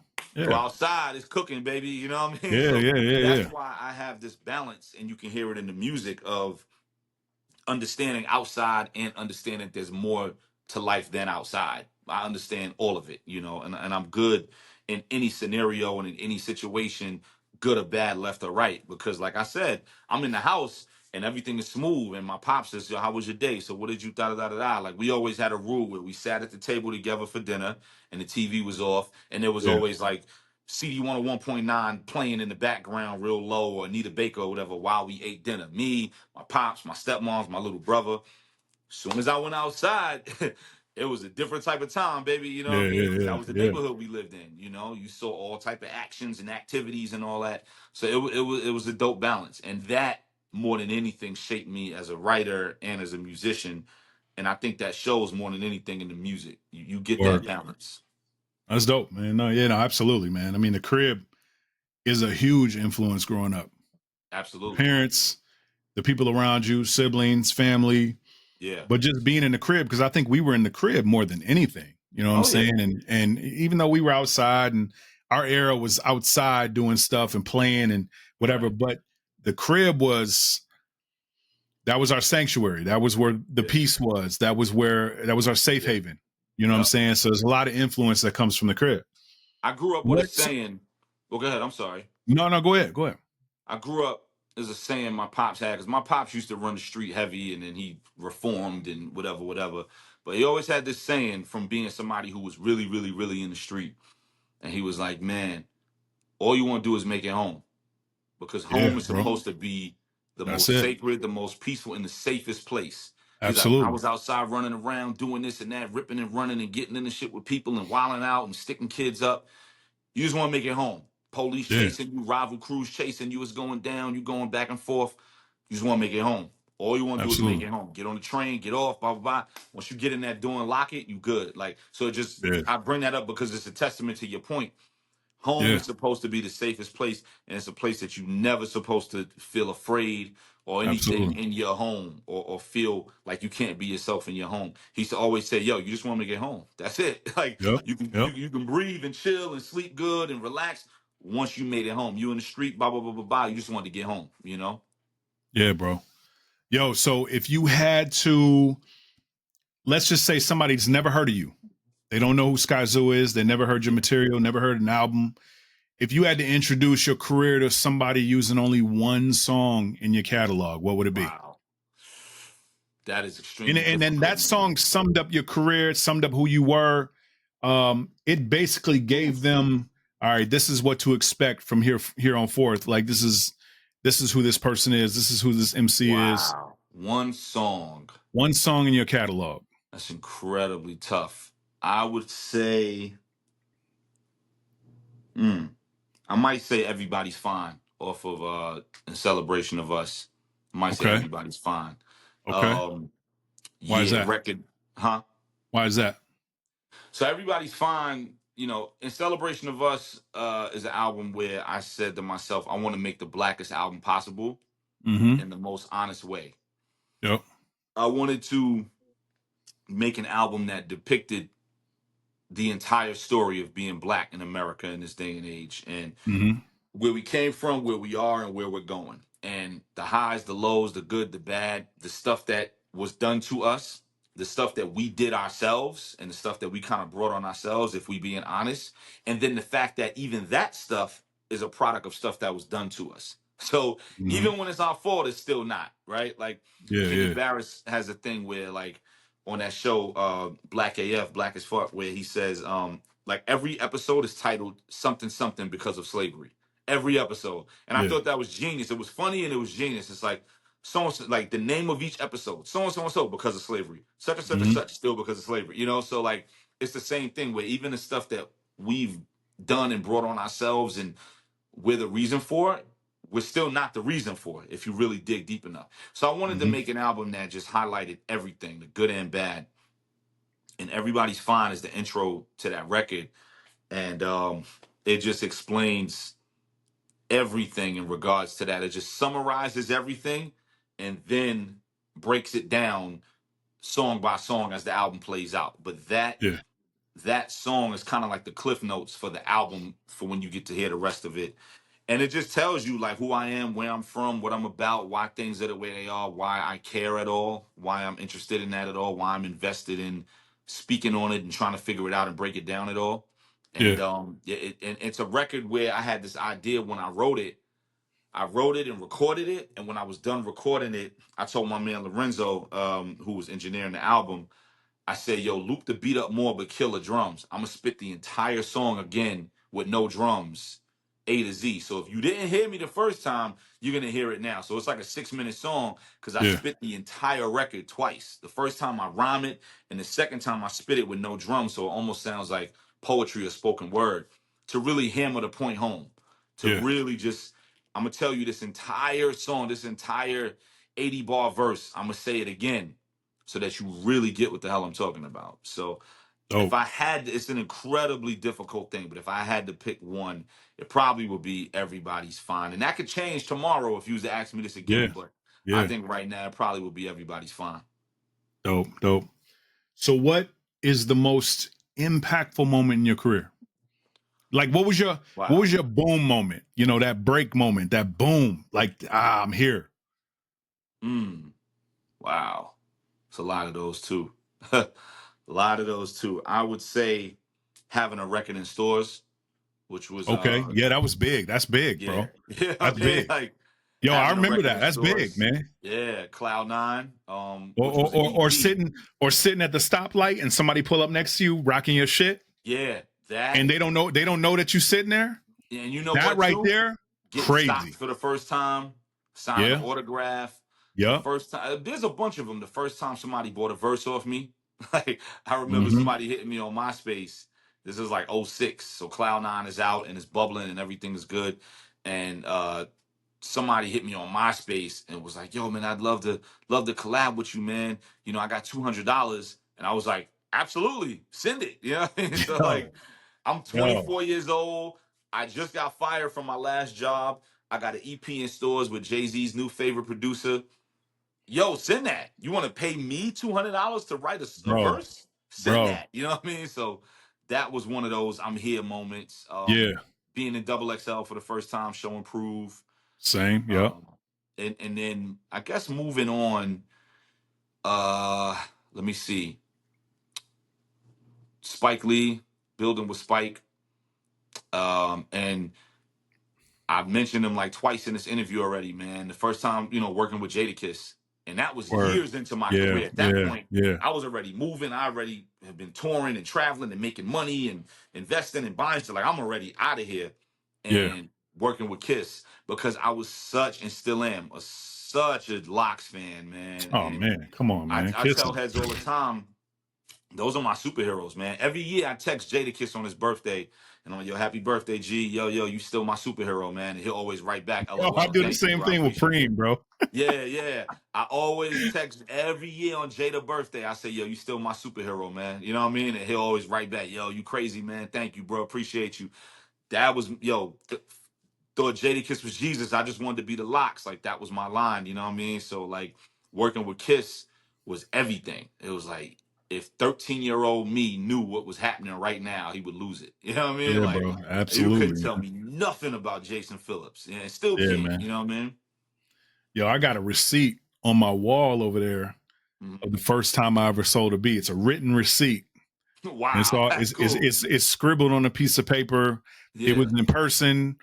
First time I ever sold beats. I sold 6 beats for $300.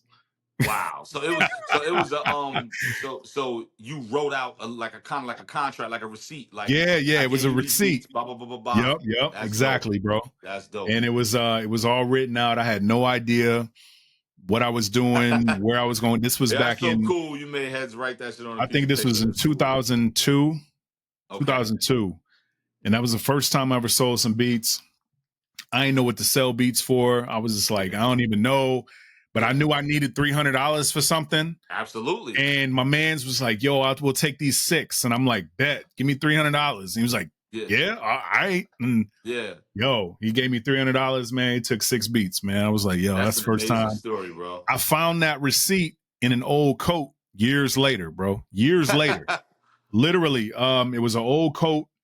I want to say it was like a NASCAR jacket or something. Yeah. Yo, it was like an old Good Wrench NASCAR jacket. One of them racing colorful joints, yeah. Absolutely. I still got it, man. I won't get rid of it. Nice. But I went in the pocket and I pulled out this piece of paper and it was folded up and I unfolded it. Yeah. And I was like, yo, this is crazy. And I think I found it in, again, this was like 2002. I think I found it in, I want to say like 2010 or 11 or something like that. and you framed it. maybe even 12. But I was on the verge at that time, and I was like, damn, this is crazy. And And you then I framed kept it and it, hung it and up then I and all ended up that. framing it later on, and I put that shit on my wall. And it's it just kind of reminds me, man, where I came from. So that's amazing. That's such an awesome story, bro. No, when you mentioned that, selling verses for $200, man, and cats actually wanted to buy a verse from you, and you was like, yo, that was the big thing. It was like he offered it. Like I didn't say, yo, how much? Because my mind wasn't even thinking you can sell a verse. You're at that point. I didn't know I was at that point. I just got fired from the job. Blah blah blah blah blah. I'm trying to figure it out. I'm getting $150 a week unemployment. I don't know what the hell is going on. All I know is I got this Ninth Wonder project out, and I'm trying to run this shit through the ground and blow and make this thing go. Yeah. The kid hits me on MySpace and is like, yo, man, I love the stuff you did with Ninth. Yo, man, I'd love to get you on a record, man. And I don't even remember who this kid is, but yo, man, I'd love to get you on a record and I got $200 for you if that's cool. Hell yeah, that's cool. Like, yo, MC, where you at, man? I want to know who you are, bro. Yeah, yo. If you ever come across this, man, I want to know who you are. That'll be dope. That'd be dope. Man. Absolutely, shout man. to you, bro. Shout to you out there who did that. That was dope. I was like, yeah. So then that became my rate. I was like, all right, $200. Like that became my rate. Boom. For like a month it was 2, then it became 3, and so it was real. So what's your favorite album of the 90s? Illmatic, without a doubt. Okay, I mean that's easy. That's same. To me, Illmatic. Well, I'm not gonna say same. I'm not gonna say same. I mean, Illmatic is definitely arguably the best album of all time. To me, that's what I was saying. To me, Illmatic is the greatest hip hop album of all time. Yeah, without a doubt, man. I mean, there's a couple albums in the 90s that were a little more impactful to me, but that album, I mean, I wouldn't shun you if you said, yo, Illmatic's the best album of all time. Yeah, that's easy, bro. So I absolutely think it is. Yeah, without a doubt. Okay, I got a question for you. Yeah. So, what beat or song is better? I'm gonna give you three. I'm gonna give you 3 beats, 3 songs. Okay, these are from the early 2000s. Okay, Fabulous Breathe. Jay-Z Public Service Announcement. Or Freeway What We Do. I'm gonna go. All happen to be produced by Just Blaze. Yep. Yeah. I'm gonna go. Public service announcement. Yeah. Yeah. Why is that? Because they all happen in 03, 04.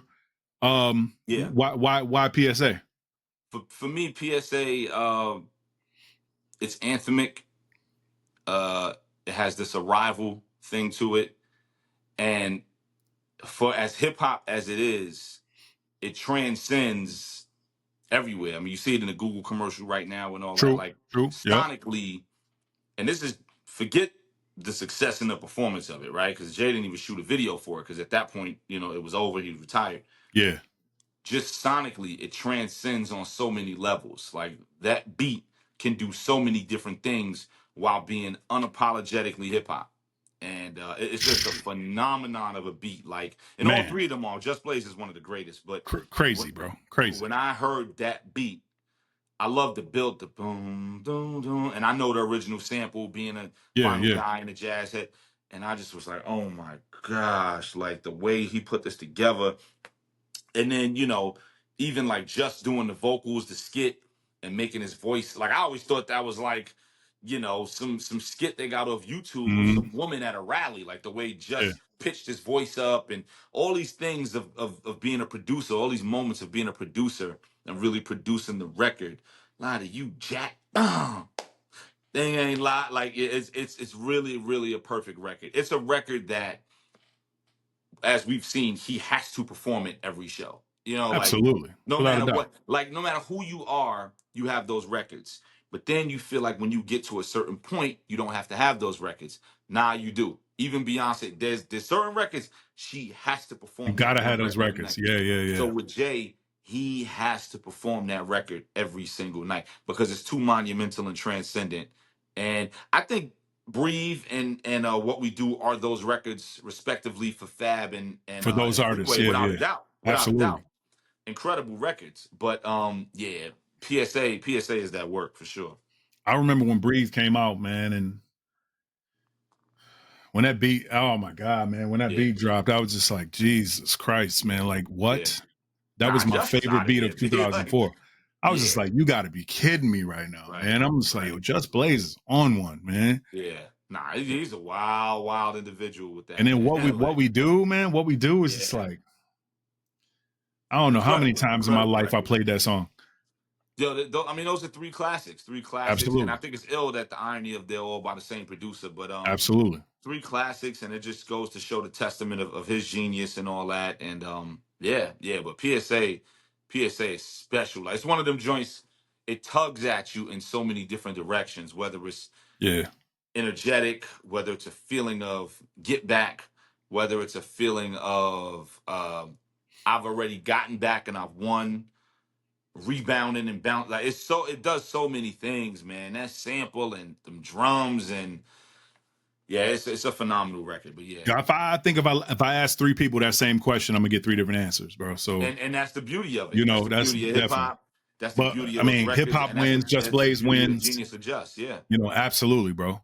So yo, what is your guilty pleasure in hip hop or rap? Like, who do you listen to that your particular fan base may not approve of? I ain't trying to put you on the spot. I don't want to. I'll go there. Yo, do it. Yeah. Jeezy for a long time, and I'm still a Jeezy guy, but I don't think Jeezy is looked at as a guilty pleasure anymore. I think Jeezy has crept through with quote unquote hip hop heads, underground heads, but in the beginning, like Trap or Die Volume 1, and I remember my cousin Bezo, rest in peace, he was putting me on to Jeezy back in '05 when boom, boom, clap, when all that was happening and Soul Survived, and I was very anti it. I was very anti it. I was like, yo, man, he ain't nice, he ain't rhyming, you know what I mean? You know, because I'm an MC and I'm lyrical and blah, blah, blah, blah, and I'm big T.I. fan. I'm like, it ain't because he's from the South, T.I. from Atlanta, T.I. is dumb nice. Like, you know, I think trap music is one of the dopest albums the South has ever produced. Trap music is insane. So I'm like, yo, it ain't, because people, oh man, it's because he's from the South. Nah, I'm like, yo, look at T.I., you know what I mean? So, I wasn't into it at first. And my cousin was like, yo, how you don't get it, man? You from outside, you understand everything he talking about. How you don't get it? I'm like, I get it, but for me, it was about where's the lyricism, right? And then we went to the show, Power 105.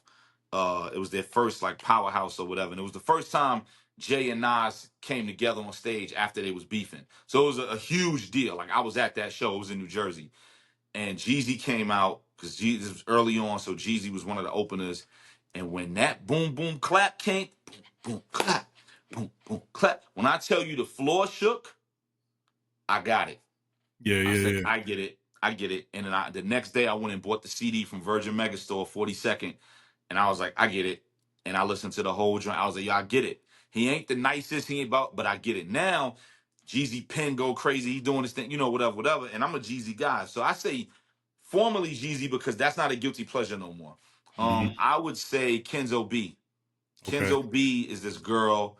She's in the drill movement in New York. She's from the Bronx. She signed to Chinks Montana, to French Montana. Rest in peace, my brother Chinks. I'm in that same mode. She signed to French, and she nice, but it's drill. You know what I mean? So if you know the drill scene, it's like I got I'm all about options. Chicago drill. So Like New York drill is like an offspring of Chicago drill, and you know, it's just wild. It's just wild. It's not nothing you would want your kids listening to. And but Kenzo could rap. She a young, like 19-year-old girl, and she could rap, but it's all wildin'. It's all, you know, shoot a op, cross the street, blow the clip, like it's all just bad. But she could rap though. And Kenzo B for sure, without a doubt. Yeah. Okay. So I'm gonna get a little bit more serious. Yeah. What is more important to you, lasting success or lasting significance? Success or significance? Wow. They're so similar, man, because I think but so different. Yeah, but for me, when I hear them, I'm thinking if I'm significant, then I'm successful. You know, if I'm right. So success is in the eye of the beholder. So for me, if people care about what I did, if people care, if I'm gone and I'm retired or I'm no longer here, whatever, and people care about what I did and they look to it and they look it up and they go to it and they treat it the way we treat other things in that realm, To me, that was a success. So that's where the similarities are for me, but they are absolutely different. I would say, as somebody who grew up on so many morals and values, I would say significance, because if they're separate, then that means it's just, yo, is it just about the paper, or Yeah. is it about what you did, et cetera, et cetera? So if we're separating them, then that means you're looking at them in those lights and from those points of view. And at that point, I would say significance, because there's a lot of ways to go out there and make money, but there's not too many ways to really touch people and impact people Make an impact. Yeah. forever and Yeah. have that connection and that lasting impression forever with the art and the craft that you've been given. And this music, man, it's a responsibility. It's dead up a responsibility. Heavy is the head. God didn't give you this talent just to be able to rhyme about whatever. And as much as, like I said, I like Kenzo B as a guilty pleasure, but like, God didn't give us this talent to just be on a certain type of time, right? We're supposed to be able to speak for people, be a voice, be an outlet. And I tell people all the time, music is two things. It's one of two things. You either relate to it or escape to it. And that's why it's ill. You got escapism. There you You go. either There you relate go. to it or escape to it. Yep. And you got the music that you escape to. Yo, it's Friday night. I had a long week. I want to go party. I want to go drink, girls, whatever, whatever, whatever. I want to go live it up. I want to pretend to be Rick Ross. I want to pretend to be Jay-Z. I want to Yeah. pretend to be Jeezy and waste all the money I just made on my paycheck because it makes me feel good. That's the escape. Then the relate is, yo, I'm going through the same thing. I feel that. Somebody else is in my shoes. I get that. I'm not alone out here, Yeah. and that's the relatability, and that's artists like myself and so many others that do what we do, So Yeah. Yeah. if I had to pick, if we're splitting them, it would be the significance, because I think that is a direct reflection of its own success. I've definitely gotten different answers. I've definitely gotten, asked multiple people that same question just in life, man, talking to friends or talking to family or, whatever. And I've gotten different responses, man. But it's always been a question of mine. What do you think is more important, success or significance, man? So, no, absolutely. And there's really, there's no wrong answer. I mean, it's how you feel. So, Right. What do you think is the key to longevity when it comes to music? Oh, we talked about it earlier. Yeah. Consistency. Okay. Without a doubt. There we go. Without a doubt. If Absolutely. you just to hammer it home again, if you make music and you create and people can depend on it to be of a certain level, Yeah. and they know when I go to this restaurant, I know the menu and I know the recipes are the same and I know they're going to kill it every time. I don't got to worry about anything being changed up or being hit with any surprises. You will literally have a career as long as you want. For the rest of your life, bro. Until you decide to stop, you'll be good. Absolutely, man. And I agree. Consistency and reliability, man. Those are, that will keep you here. That will keep you here. That will keep your fan base. 100%. Absolutely. And maintain. How you work it is how you work it, but they will be there waiting for you. Without a doubt. So, what do you want to be remembered for? Like your lasting impression in music and in life, man. In music, I want to be remembered for my lyricism, my storytelling, somebody who put out what people feel is a flawless catalog, no misses, all hits. The music that lasts. The way I talk about Purple Tape and Ready to Die and Reasonable Doubt and Blueprint and Illmatic and Liquid Swords is how I want people to talk about The Easy Truth, The Celebration of Us, All the Brilliant Things, The Mind of a Saint, Milestones, et cetera, et cetera. That's the music. Outside of that, multiple things. Being a stand-up individual, being solid, being a man of my word, being true and honest, and being a good person. I pride myself on being a good person, not doing people dirty. If anybody tells you I did them dirty, especially in some business, like in music, they lying. I don't care who it is. If anybody tell you I rocked them, I cheated them, I did them wrong, I didn't give them what they deserve, they lying. Please tell them to show you that proof and tell the whole story. I've taken shorts on my end to help other people out and put people in position, let people win, help people win, get people, like I've done it through and through. So For me, it's about being a solid individual, a stand-up individual, and being a hell of a dad. You know, my most important job is fatherhood and being a hell of a dad and it working. I pray every day that I do the right things as a dad, and I pray every day that they work. You know, Work. that they are Absolutely. successful, that those Absolutely. methods are successful.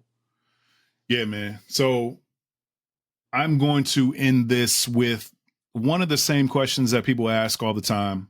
Yeah. And it feels like everybody ends this the same way. You know, as many podcasts and whatever else that we always been on. So what are some insights and advice that you would give artists coming up? But I want to switch it up just a little bit. Okay. The advice and the insights that you would give the artists coming up. But what is some advice and insights that you would give some of the legends out there? That's dope. Because that's dope. I've seen, No one's ever asked that. You know what I'm saying? I've seen some legends that need some advice. Yeah. You know what I'm saying? And how to treat people, and how to come at people and just how to move around in this industry the right way, the clean way. In you know what I'm saying? But too, this new version of it. Absolutely, man. So what would you do? What kind of insight would you give these people, young artists coming up? Yeah. And also the older artists, the legend status artists? Well, the young artists coming up, the first thing I would tell them to do is subscribe to the Escapism Podcast. You know what I mean? Hey. Do it. Nah, I would say know that this is a business. Treat it as such because you will be treated as such. But also, you got to have that love because there's a lot of moments in this game that'll make you not want to do it anymore. And the music is what's going to push you through to keep doing it in spite of those moments.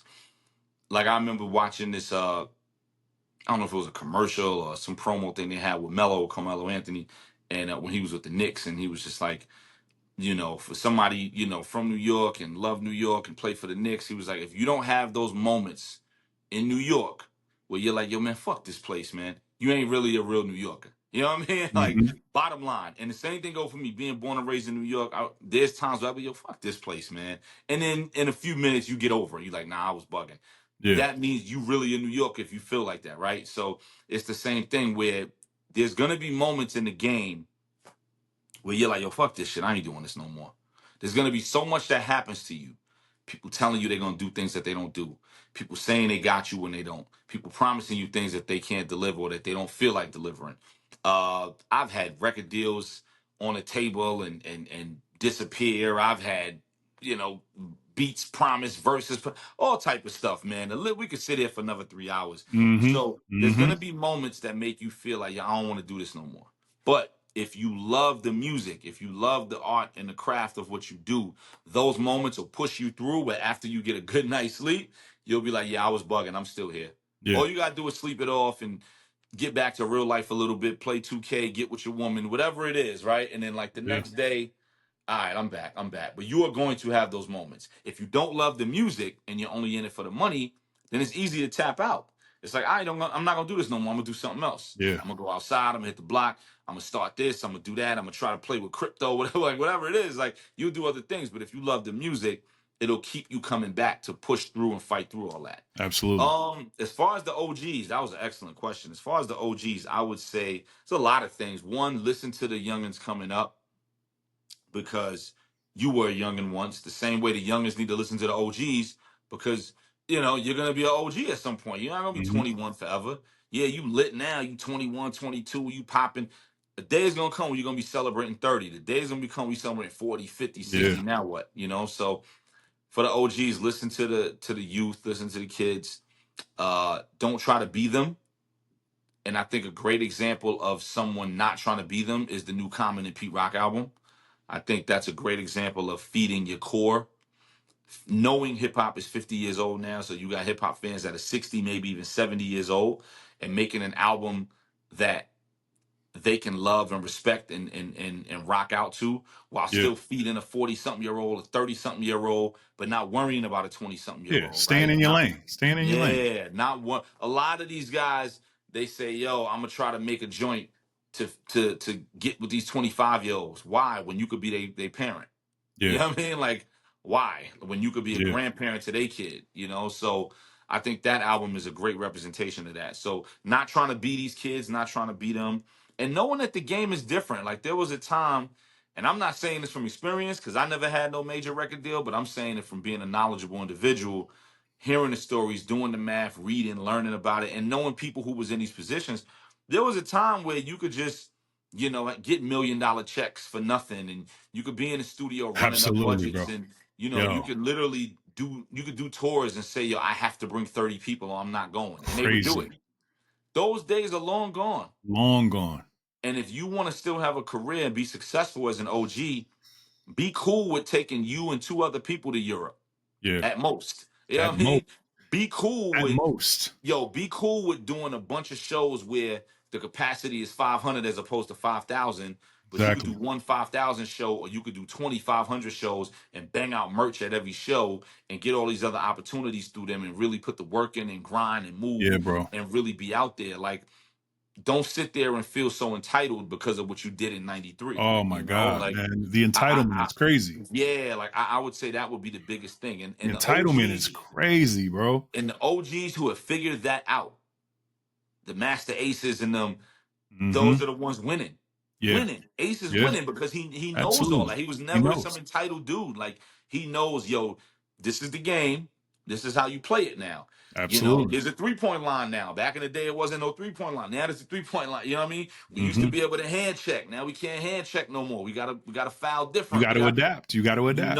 You gotta adapt, baby. You know how the game go now. You gonna play that game different if you still want to be in the NBA. Yeah, man. And I think Ace is an excellent example of somebody who gets that. So if you can move like that, man, you'll be all right. That would be my advice, if anything, to OGs. Word. I mean, who am I to give an OG advice? But that would be my No, I mean, some words need of it, bro. wisdom. Like I said, the entitlement part, man. Yeah. The entitlement part is crazy. But, Yeah. it is what it is. I They did did this what they in did. 92, 93, so I should get this in 2024. Yeah. Nah, that's a different type of time, man. And I mean, we respect it. We respect it, and we 100%. love it. We look up to you. You are our Right. mentors, are the people that we want to be, man. But sometimes you got as a show promoter, if you got a show promoter or somebody putting a tour together, they can't sell that. Like they can sell the fact that you did all that work and that's what's going to bring heads out. But that's not going to justify them charging $100 a ticket because you want to bring 30 people with you and you want the suite and you want all the rooms covered and you want the van and you want first class. Crazy. It's not happening. You're not going to tour. Nah, not at all. You may get not one festival a year. You may get Roots Picnic once a year, if that, and that's it. Like it ain't happening. You know what I mean? Yeah. Yo, man, I appreciate it, man. I appreciate you coming on, for my inaugural, the first one, Yeah. the Escapism Podcast. Love it. I wouldn't have it any other way, bro. You my brother, you're my family. I love you. Absolutely. We've been through a lot together. We're still doing what we do. Yeah. Like I said, coming December, we out there for a month again. You know what I'm saying? It's always a pleasure to be around you, around your family. Yo, I can't thank you enough for coming on, bro, and sharing your knowledge and just chopping it up with me, man. So thank you, bro. Man, I told you anytime, bro. Love you too, man. You family, you my brother. Anytime, and whatever you need, I'm proud of you. I'm excited for you. Appreciate you, stepping man. out. I know your personality, and you have a podcast personality, but I don't think you knew that. Nah, you know what I man. mean? And, hey, man. And I'm glad you're seeing it now. I think in your mind you'd be like, I'm in the cut. I'm laid back. I ain't trying to be on nobody camera. Yo, that's why I'm a producer, man. I'm a basement dweller, bro. But you're somebody who's so knowledgeable on so many things, and you love to speak on it and put that out, and you love to. You're not in the cut. You're not. You're not afraid of the light in the moment, and the fact that you're putting that out there with your podcast, I think is incredible. All the other branding things that you got coming up and the great things you got going on that the people are gonna learn about soon. It's beautiful, man. Fresh water all day, you know what I mean? Appreciate you, man. Absolutely, bro. Man. It's beautiful. Word up. Let everybody know where they can find you, man. Oh man, Instagram at Skyzoo the writer, Twitter at Skyzoo. I'm never calling it X, it's Twitter. We don't call it Happy Meal a kids meal. It's a Happy Meal. You know what I mean? That's the I get people be asking. Yo, I will always say Twitter, bro. Always. Yo, I'm never gonna call a Happy Meal a children's meal. Nah, it's bro. It's a Happy Meal, straight up. You can change the name all you want. Yo, that's a Happy Meal. So Twitter at Skyzoo. Absolutely. you know, and I'm very easy to get with and to reach and build with and all that. And, Word. you know, new music on the way, you know, keep me company, hopefully before the year is over. Nice. And more and more next year, and we're just keeping it going. Dope, man. Yo, I appreciate you again, man. We'll talk Yeah. very, very soon, man. And Yeah. yo, have a good night, bro. You know it, brother. Much All right, love. man. Peace.